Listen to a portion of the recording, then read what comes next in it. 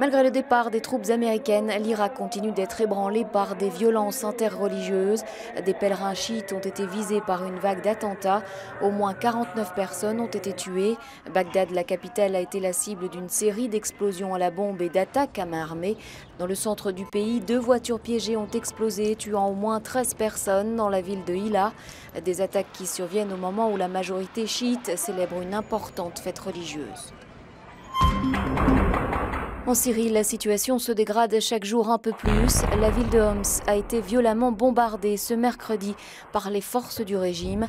De nouvelles attaques alors que les rebelles de l'armée syrienne se sont retirés de la région de Hafez dans le nord-ouest du pays, encerclés par l'armée selon une ONG syrienne. Par ailleurs, Hervé Latsou, le chef des opérations de maintien de la paix de l'ONU, a pour la première fois reconnu que la Syrie était en guerre civile. Aung San Suu Kyi a quitté Rangoon ce mercredi matin pour une tournée historique en Europe. La chef de l'opposition birmane se rendra notamment à Oslo où elle doit prononcer son discours de lauréate du prix Nobel de la paix, 21 ans après avoir reçu cette distinction.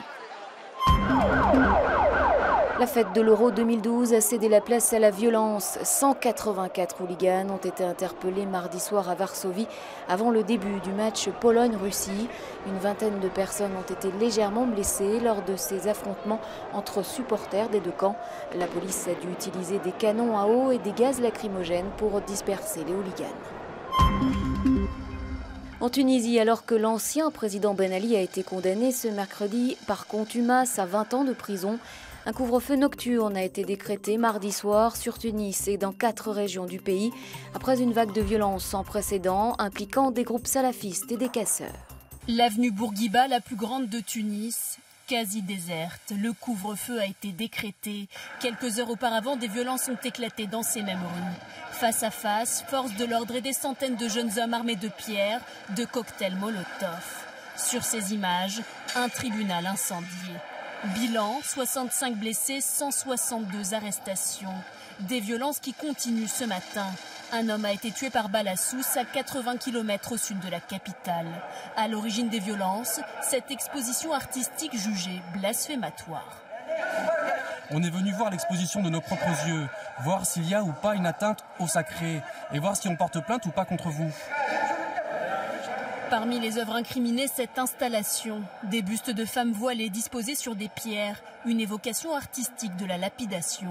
Depuis, la galerie d'art a été attaquée.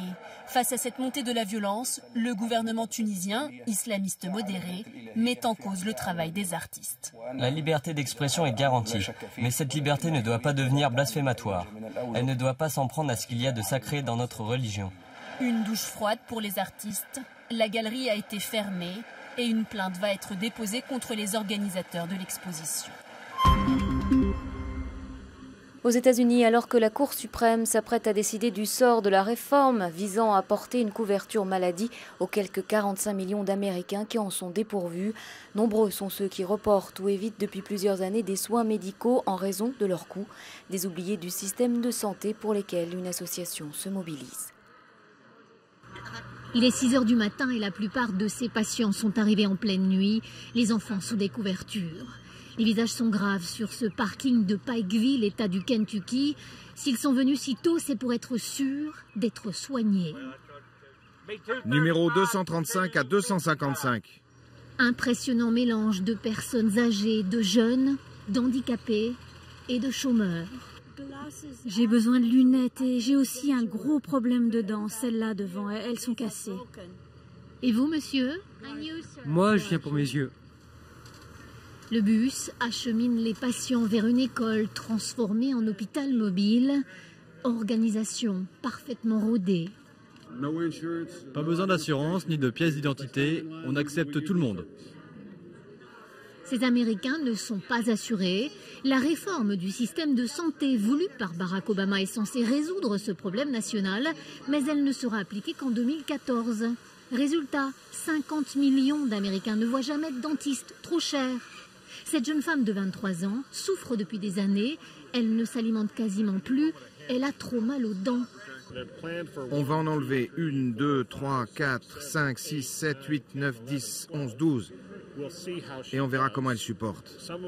Certaines sont des dents de sagesse, ça peut être difficile, alors on les laissera peut-être. On verra comment vous vous sentez. Du moment que ça me soulage, ils peuvent bien m'enlever tout ce qu'ils veulent.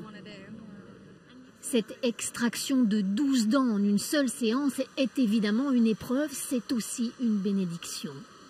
La mère, pourtant bienveillante, pense avoir donné trop de soda sucré à sa fille quand elle était enfant. Aujourd'hui, elle n'emmène pas large.